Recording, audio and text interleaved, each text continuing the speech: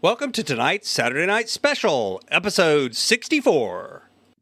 I'm Joe Saul-Sehy from the Stacking Benjamins podcast. I encourage you to find ways to be inspired to find financial freedom. And one way I do that is to listen to this, the Inspired Stewardship podcast with my friend Scott Maderer.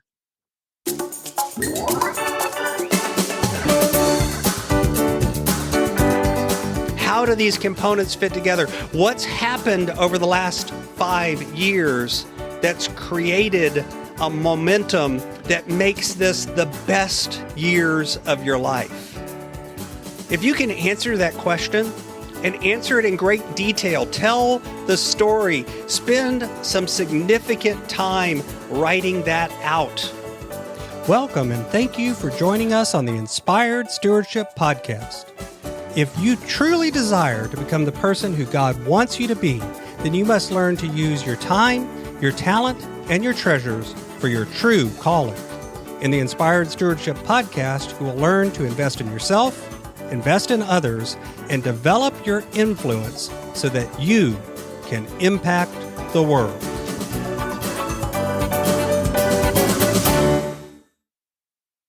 In tonight's Saturday Night Special, I talk with you about the power of dreaming.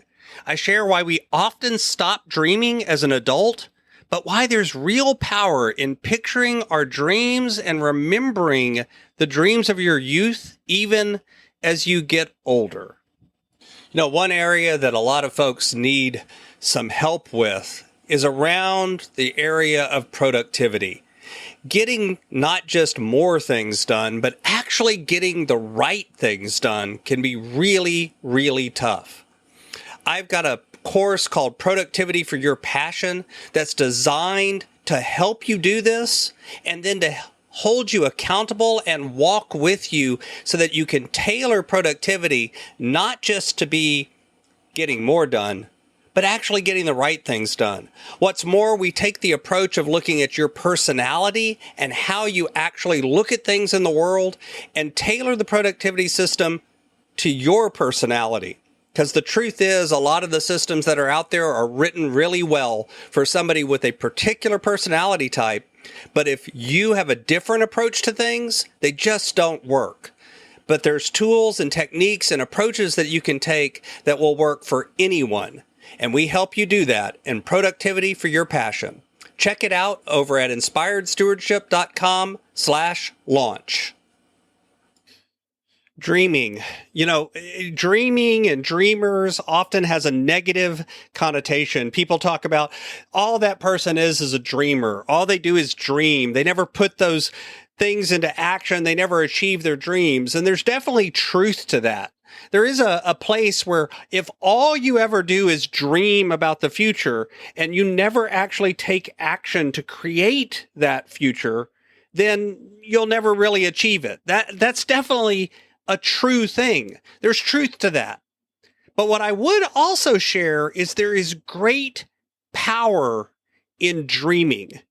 This week, I attended a virtual conference for the International Financial Coaches Conference, where I was presenting on several different sessions. And one of the sessions, I was talking about productivity and activity and how you can create your own dream business, how you can take this vague idea that you have and actually put it into practice and create, in this case, the coaching business that you really wish you could have, because there was power in dreaming. And one of the activities I asked them to do, I've shared before on the podcast, but I'd like to highlight it again here and now. It's one I do with my clients quite often. And I call it the 5-year dream exercise. It's really just picturing yourself in the future, 5 years out from today.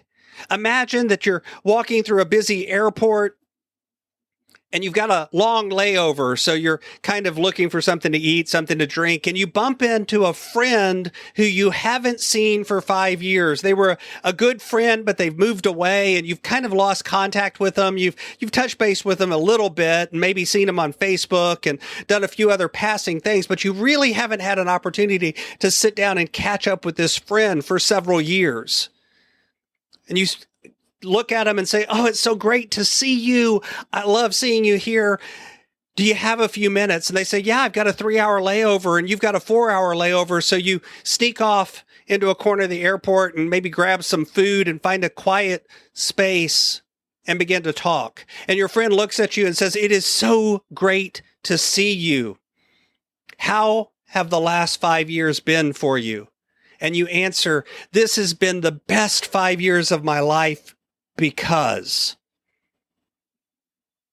What comes after the because? What is it in your business? What is it in your personal life? What is it in your relationships? What is it in your spiritual life? Think about all of the components of your life, financial, health, and otherwise. How do these components fit together? What's happened over the last 5 years that's created a momentum that makes this the best years of your life? If you can answer that question and answer it in great detail, tell the story, spend some significant time writing that out, and really dream. What is it that would make it the best ever? That is how you begin to start the process of dreaming if you're trying to create your ideal future. What's interesting is as adults, we often stop dreaming. We stop picturing the future. We stop thinking about the future. We kind of talk ourselves out of dreaming, in part because it has such a negative connotation. Oh, he's just a dreamer. She's just a dreamer. They don't ever do anything. But it's also because life sort of beats it out of us.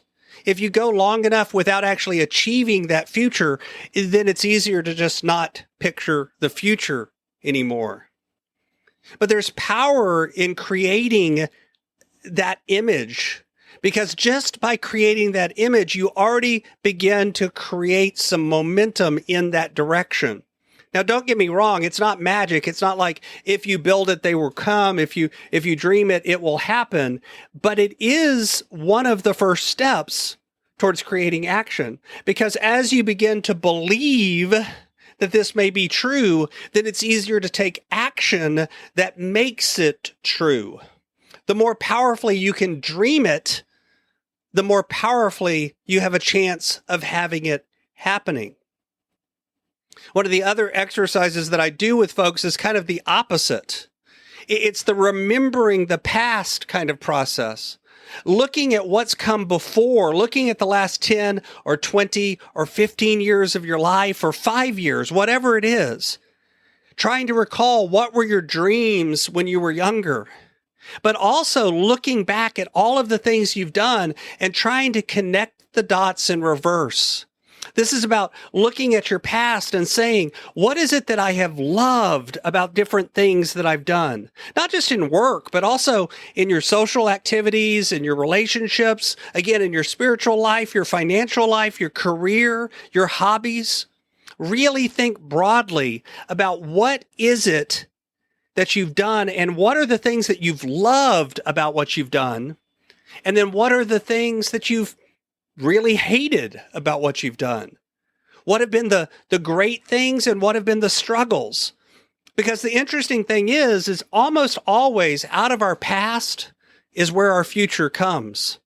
Because we can identify those places where we've struggled, and that we can identify those places where we've soared. And both of those are valuable to know. Sometimes because out of your struggles is a problem you can solve for others, because odds are good you haven't been the only person with that struggle.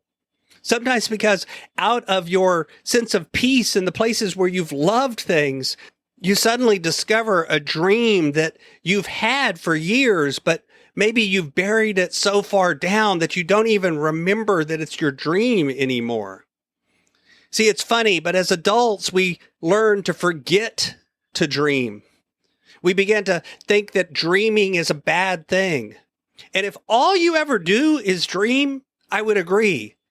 But the interesting thing is, oftentimes the first step to creating the future you want is actually painting a picture of what that future is and dreaming it into reality. Thanks for listening.